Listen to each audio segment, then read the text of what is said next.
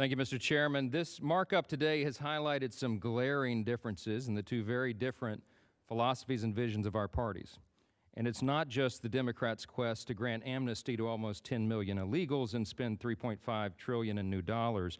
When it comes to the issue of life and the protection of unborn children, we sadly have two very distinct views as well. The Democrat leadership here is now aggressively pursuing their party platform and pushing an extreme agenda on abortion. They are trying to, for the first time, fund abortions through taxpayer dollars and codify a universal right to abort unborn children. Suddenly, measures like the Hyde Amendment, which has always prevented the use of taxpayer dollars on abortion and which has been reenacted by bipartisan agreement for the last half-century, is no longer supported by most Democrats.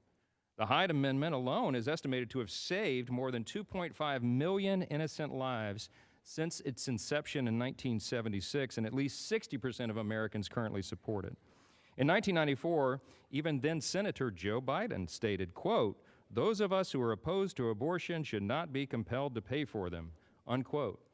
He was precisely right, but sadly he too has given in now to the radical abortion lobby.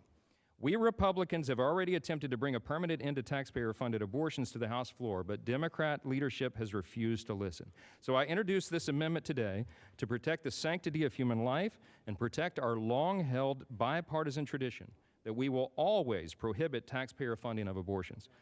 Americans should never be forced to pay for abortions against their will.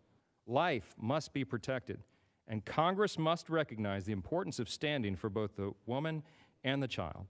Our government should never be in the business of financing the abortion industry, and I urge you to pass my amendment so we can put an end to the nonsense of forcing taxpayers to fund abortion.